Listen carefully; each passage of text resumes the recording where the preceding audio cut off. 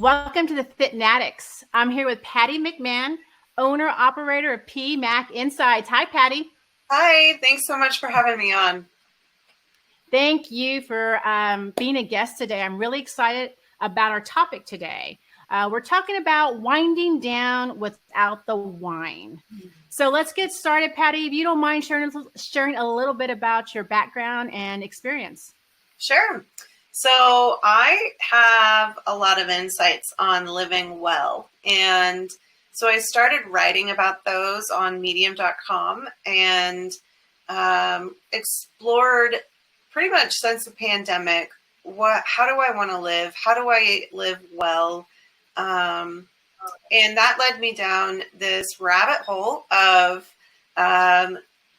taking a look at my relationship with alcohol. And so after deciding that I wanted to take a very long break with that, I started a coaching program to help other people do the very same, because it changed the way that I really started showing up in life. And with the people that I help, it helps them really evaluate what is living well and what does that really look like. And so without alcohol in our lives, we've discovered that we have more energy, we sleep better, we work out better, we're more mindful of our eating and even how we think about the world. And so I'm not here to I don't like to try to talk anyone into quitting drinking, because that's not what I'm about. I'm about discovering that inner knowing and letting that kind of guide you through your choices. And it's hard to do when you are so in this habit of drinking all the time, and you know how habitual it is to just walk in the door and you're going to have your wine with dinner or while you're cooking, and when you're talking on the phone with your girlfriends or having a Zoom meeting with your girlfriends or a book club, or all these things that we do usually have alcohol around them, and they just become a part of our habits. And so we kind of take a closer look at that. So let me ask you this, Patty. When did you feel or notice that you wanted to make a change when it came to alcohol? That's a great question. I partied a lot in my 20s, and I had some college fun, and I would recognize, I need to take a break from this, but I really didn't start really questioning until I was in my 30s and had children. So when I got pregnant, I started really wondering, how do I want to show up, and how do I want to be a role model? How do I have all this energy to show up the way I want to? But ironically, I would also use it as a crutch to kind of get through the day and do all the things and take that mommy moment to myself. It was something my kids couldn't do with me. But still kind of allowed me to still do all the things. And that transition period in motherhood, when you are, when you have your independence in the past and you're so used to that, and that transition of now you are really caring for somebody else, they're literally hanging on you to survive. And it's this, you lose your identity a little bit, and then it builds into this, well, this is how I get through the day, is my mommy wine time. And then when I transitioned into my career of becoming a public educator, it was how I got through the stress of that and how I could detach from that. And, I started teaching during the pandemic, and which is a really crazy time to go into education because, nobody knew it was coming, but the stress from that, I didn't have any energy left to give. And it's not because of the pandemic. That's what public school education is like. You give, give. You put out fires all day long. You are really trying to help the future, generations be awesome. And they're dealing with so much crap and trauma. And you have to wear so many hats that when I finally got home, I was like, I don't have anything else to give. I need to detach. I need a moment, and my moment turned into evenings, and then turned into late nights. And then, my husband came home one day with the kids and had made a comment that really bothered me. He said, "Mommy sure likes her wine time these days." And, I was angry when he said it, but it just lingered. It's one of those moments where you're like, is there truth to that? Like, what is going on here? And am I drinking too much? And yes, I know I am. And now I really have to start facing it. And so when I started thinking, and with drink in hand, how do I stop drinking? And I Googled, am I an alcoholic? Because I didn't know how to really ask and reach for help. Because yes, my husband was like, this is kind of getting too much. But when I'd say like, oh, I need some help, people would be like, you're not that bad. I do the same thing. It's okay, So I didn't really know how to go about it. And so, but I didn't feel like an alcoholic. I didn't need it to get through the day. Sure, I thought, I can't wait till 4:00, but I wasn't rock bottom. I wasn't getting into trouble with the law or having serious medical problems, but it was time to really kind of question and take a look at what is this and what am I doing? And so I ended up joining a program, and it really opened up the world to me that is out there. There's this sober, curious movement that's happening where people are looking at their behaviors and questioning, what is alcohol really doing for me? I think it's doing this, but when I learn about the science and when I learn about the advertising and the pushing and all, and what we have accepted in our culture, and when I start questioning my beliefs, I start noticing they don't match up with reality anymore. And so, so that kind of led me on this journey to say, okay, well, I'm going to give this a break, and I want to see what the other side feels like, because I know what this side feels like. What does the other side of alcohol feel like? So I can decide what kind of relationship I want with it in my life, and what do I value, and how do I stay healthy? Because I want to be that grandma who is, I'm thinking in the future, I want to be the 70-year-old woman who's climbing mountains with her grandkids and not being like, I'm going to break a hip, And so in order to get to that place, I have to really, I'm like, when you're in your 40s and 50s, even 60-year-olds are making these changes and seeing these awesome benefits from sort of giving it a break, and really getting honest and real with, is this serving me anymore? Or am I just really wishful thinking that alcohol is going to do something for me that it's not? So. Well, based on some of what you shared right now, Patty, I feel like I've heard very similar from clients of mine. And I typically work with clients that are high achieving women, and they're doing all the things. And so similar to what you're saying, it's like to get through the day, to get more energy, to do all the things at high levels puts a tremendous amount of stress physically and mentally. And any way that they can find a release valve for that is something, that they do and they explore and want. And unfortunately, the case has been that's been the alcohol. And it's been, for them at times a wind down or numbing of pain, physical pain.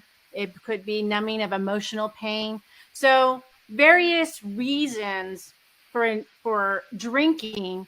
But nonetheless, similar to what you're sharing is like outlet, because, we're doing so much and at high levels. And I agree with you in terms of being an educator, education, I feel like I remember my teachers, and I love my teachers. They were inspirations, right? And I grew up wanting to be a teacher because they were so awesome. Yeah. And I actually got into it, and I started doing it for a very short period of time. And I realized that, wow, that's intense because of so many hats you do have to wear. So with that being said, Patty, what how did the alcohol show up in your life that you were feeling like, okay, I this is not for me anymore. I want to see what else is out there. As you said, like super curious. Yeah. So first, I started noticing those red flags, and I had to acknowledge the red flags. And those are things like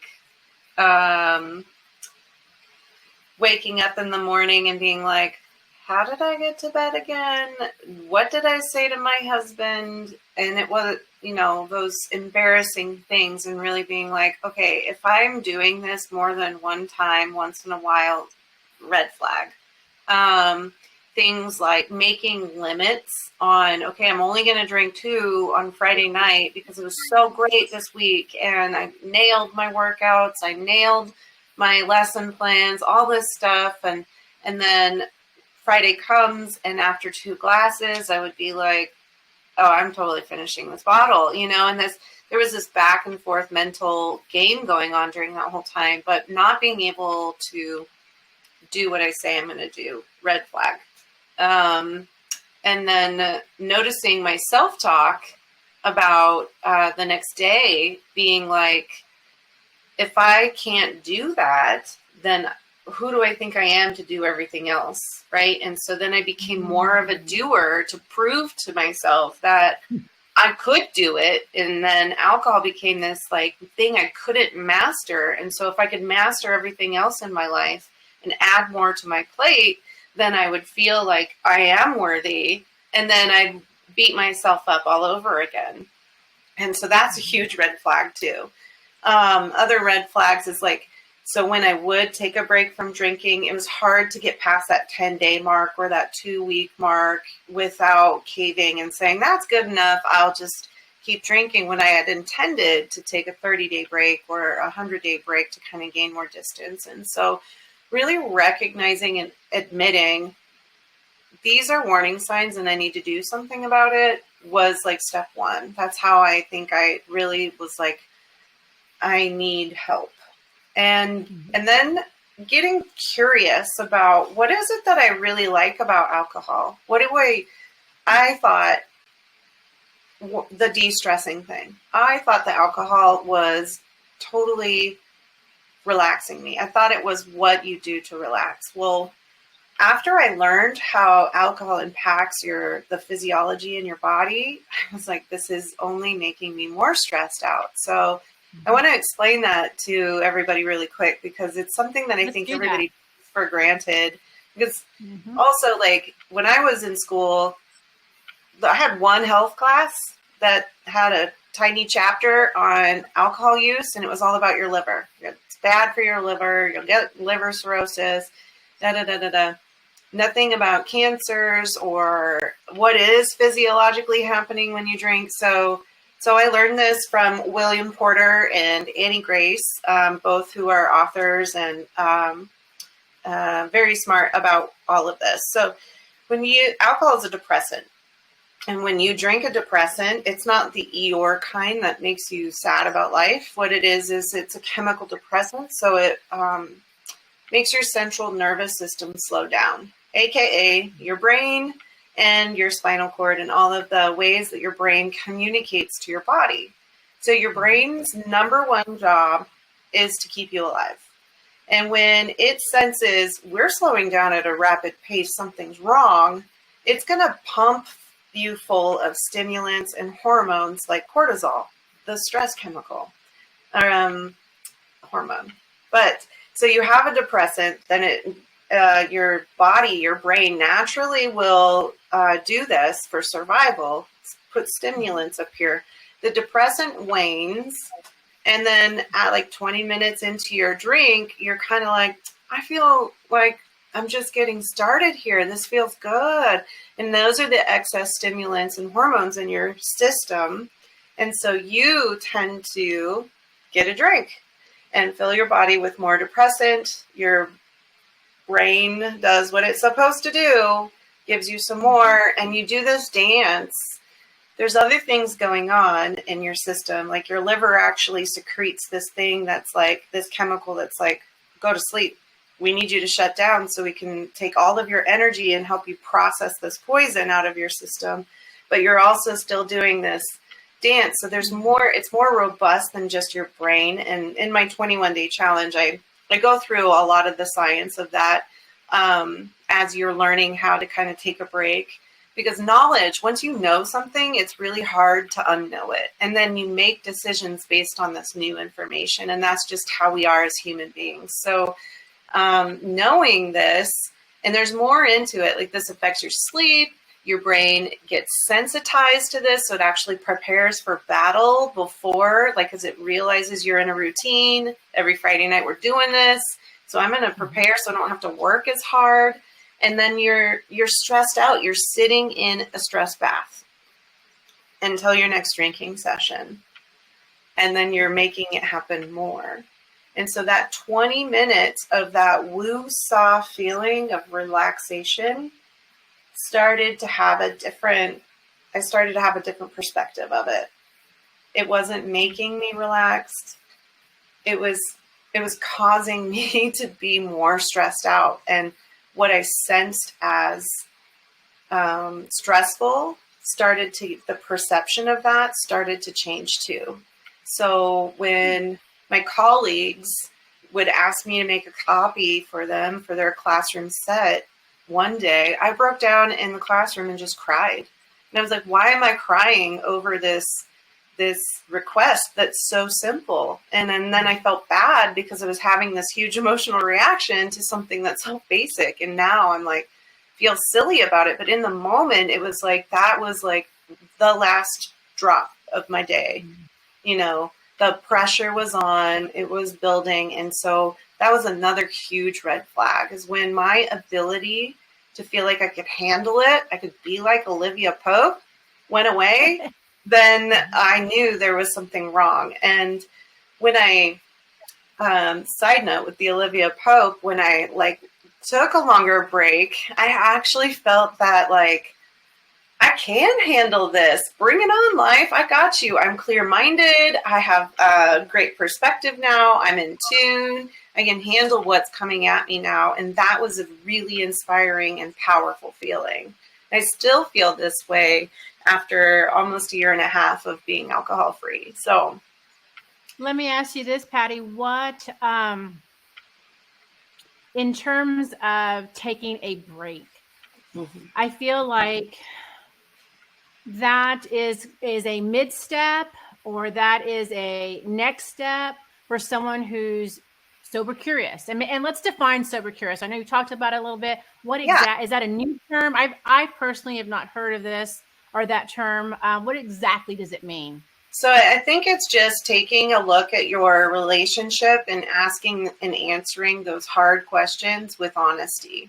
You know, much like children who are like, I wonder what happens when I take this hammer and hit this pot of with mommy's flowers in it. What's going to happen? You know, I think you approach your life with this curiosity, and it's like, not only what is this drinking behavior doing for me, but I wonder what it would be like to have it without it in my life. Because a lot of people who are drinking, especially in this mid-age, have a long history of alcohol use, and not in a bad way.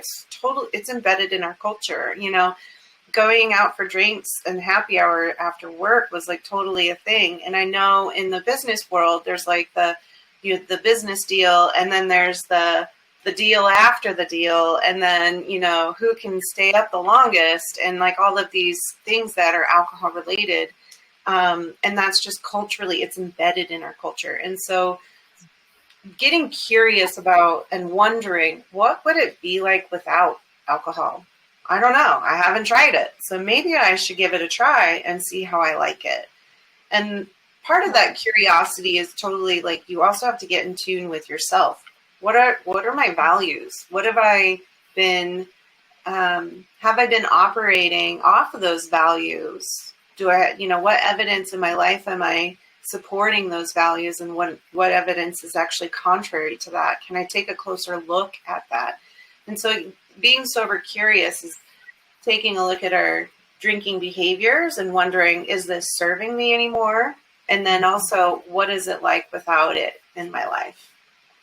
Got it. Well said. Let me just very straightforward questions here on this, Patty, because I get this a lot from people in general, as well as clients. And as I mentioned before, tell me, Patty, does drinking alcohol in the evening help you relax and go to bed and keep you asleep?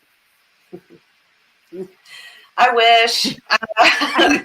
I really do. I would also drink and relax and think this is my bedtime juice.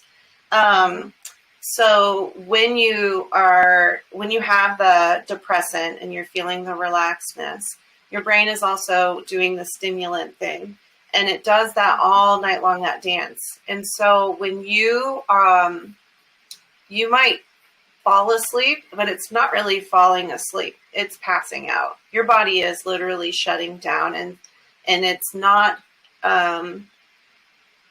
productive sleep either. It is just blacked out, and not that you're blacked out and you don't remember, but your body literally, your brain doesn't have the capacity because of the alcohol to allow you to get into the stages for REM sleep and all of the sleep cycles that you need to go through to wash out the garbage that you've collected in your brain all night long, and all day long. And then, so it's not rejuvenating sleep. It doesn't help you sleep in the long run. And then you also get woken up because your body is flooded with stimulants. And so in the middle of the night, many people I've worked with, and this myself too, I would wake up and I'd be like really sweaty, and my brain would be like going a million miles an hour. And I was like, I can't think, but I feel like I had a cup of coffee just in my brain. And then I'd try to get back to sleep. And when I finally did, then I'd have to wake up. And so that's a very common cycle that happens with people who drink in the evenings, because the stimulants, the cortisol, your ability to get into REM and that nighttime sleep cycles just don't exist. And so, no, alcohol doesn't help you go to sleep. It doesn't help you sleep longer. It's not a sleep aid. Thank you. Next question. Does alcohol help with pain management? In a way. So alcohol is now I will say I'm not a medical professional. So all of the research that I've done does ask and answer these types of questions, because many people do use it for pain management. But because alcohol numbs you, and, I used to wake up in the morning and be like, how did I get all these bruises? Because you literally don't know what you're doing with your body, and you can't really feel too much going on. And so I don't think it's an effective painkiller, because the next day you are in more pain from your hangover trying to numb the pain that you had before. So essentially, the benefits are not any better than the risk that you're taking or the impact that it's going to have on your brain, on your body, etc. So definitely, I get where you're going on that 100%. There are more effective pain management methods than alcohol. Agreed. Got it. Okay. So share with us, if someone is in a similar position as you were in the past, how would they go about taking a break? I think the way that I manage this with my clients, who people come to me and they're like, I want to be done, but I'm having a hard time, because we can set those limitations, those rules, and experiment with that. I did that for like 6 years. I tried to. And you did that yourself, Patty? You managed that situation, or did you have an outsider help you manage it?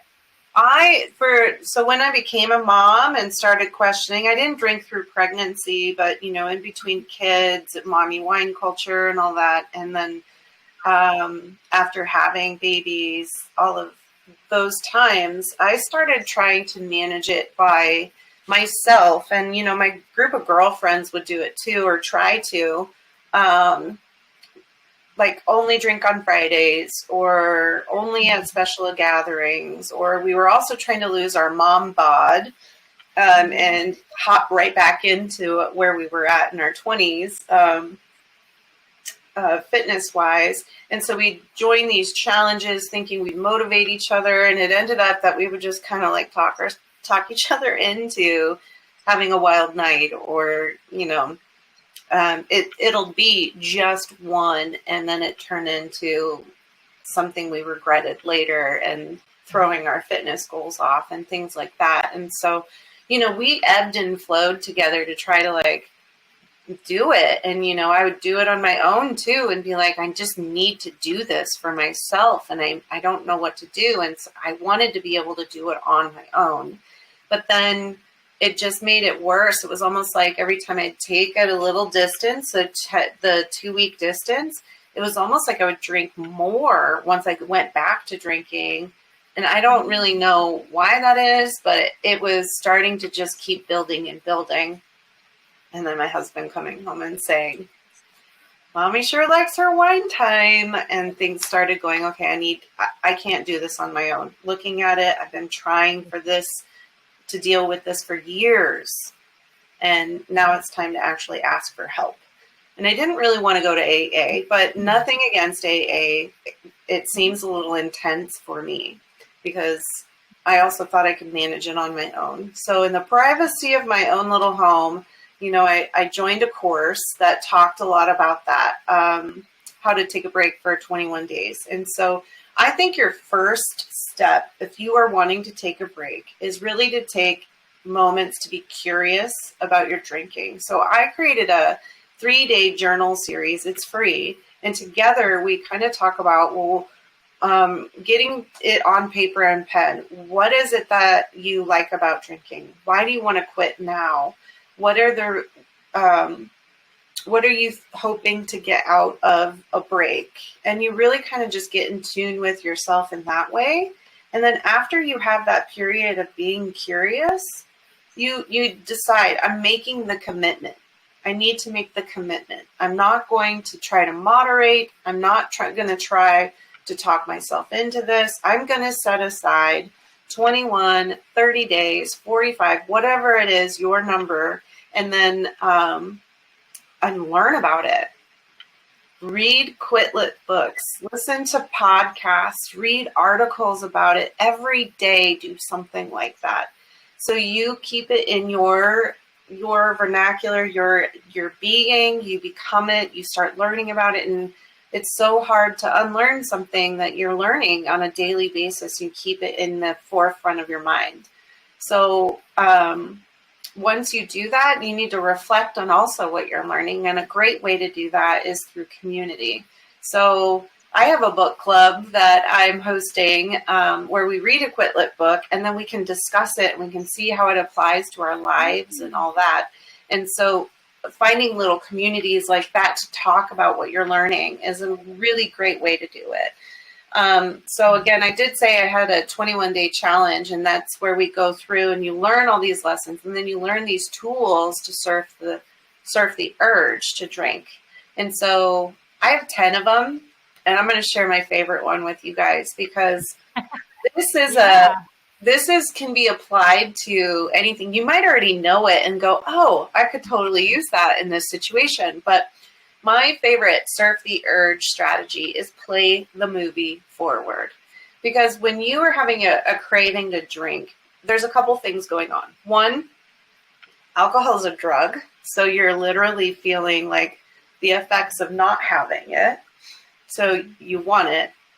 And then two, you have a habit. You have a habit and a ritual of a situation, and you have these triggered moments. So environment, sounds can be cues. Every time I'd watch Scandal or some sort of whodunit show and then somebody's drinking, suddenly I'm like, well, I want some wine too, And all these things aren't to be shamed, like shameful moments. It's just you become more aware of these triggering moments. And then you realize this craving is going to happen. It's going to be uncomfortable. So how do we get through it? You don't white knuckle your way and say, I'm not drinking. You understand this feeling is a wave. And so you surf this urge with Play the Movie Forward. You think about, before you open that bottle, you say, what's going to happen when I drink this? You answer the question. I'm going to feel pretty good for about 20 minutes, and then I'm going to want some more. And then I'm going to pour some more. And then what's going to happen? And you play through the night.